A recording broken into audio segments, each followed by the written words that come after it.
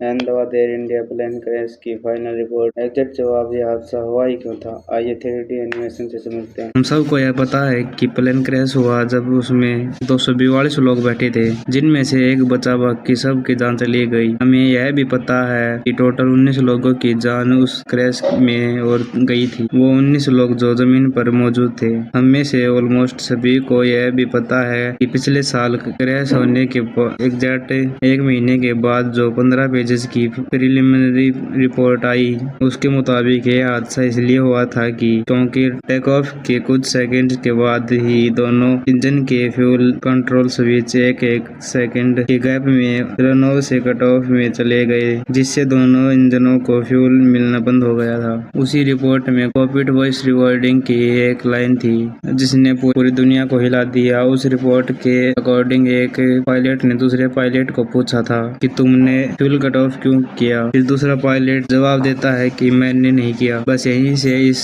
Investigation की सबसे बड़ी पजल शुरू हो गई। वो तो क्लियर हो गया कि इंजन का फ्यूल काट दिया, इसीलिए प्लेन क्रैश हो गया, लेकिन वाई प्लस हो आज तक यह क्लियर नहीं है कि स्विच खुद मूव हुआ था या फिर किसी और ने किया था, या फिर टेक्निकल फॉल्ट था, या फिर इंसानी गलती थी। सबका इन्वेस्टिगेशन ही अभी चल रहा है। प्लेन का इंजन का सुपर डीप एनालिसिस चल रहा है फ्रांस और अमेरिका में, क्योंकि इंजन और प्लेन बनाने वाली कंपनियां उन देशों की ही थी। कमेंट करके बताओ कि इन्वेस्टिगेशन चल रहा है या फिर लटकाया गया।